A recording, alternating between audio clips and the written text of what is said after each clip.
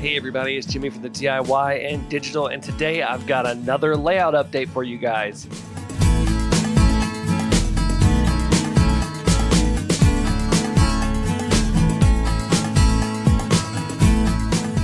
Welcome back everybody. First of all, if you haven't already, go ahead and hit that subscribe button, hit that like button, and hit that bell icon so that you don't miss any updates like this layout update video.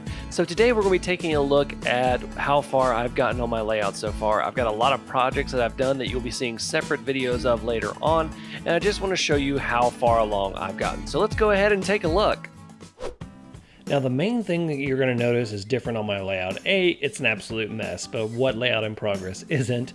And B is that I've really started working on the base for the landscaping and the geography of the layout itself. And I'm building the mountains and hills out of extruded foam just like I did with the base. And basically I'm cutting everything to size and I'm then gluing it in place using latex caulk. If you want to see my process for doing this, I've done a tutorial on this before in the past, and I will link it up in the description below. Now, one of the big things that I like to do is recycle foam and use as much of the foam sheets as possible, which means that my pieces aren't going to be perfect, but they'll work out. And as you can see, I'm using latex caulk to glue everything in place, and you're going to want to stack these and then put a weight on them and wait overnight.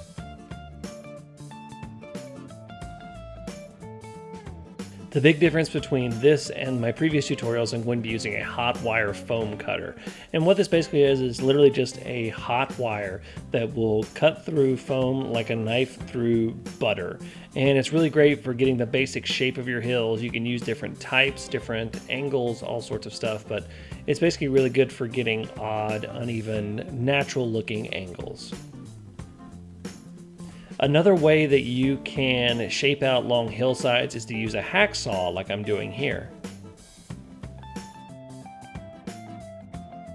So that is the beginning of building my mountains and hillsides that are on my layout. As you can see, it's really ugly right now, but we're going to be changing that very, very soon. On my next tutorial, I'm going to be showing you guys my DIY alternative to Sculpt-A-Mold. I absolutely love Sculpt-A-Mold, but it can get a little pricey when you're using a lot of it. So I have a DIY alternative for that is very cost effective.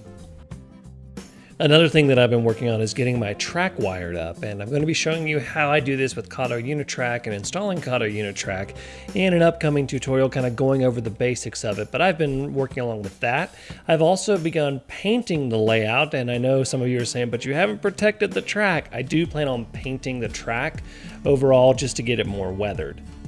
Another thing that I've been working on is getting the DCC system hooked up, and I've been connecting the bus lines, and I've also begun doing some testing with JMRI. I've run a few locomotives on DCC, and as you can see, I'm starting to be able to run trains. So that is everything that I have had going on.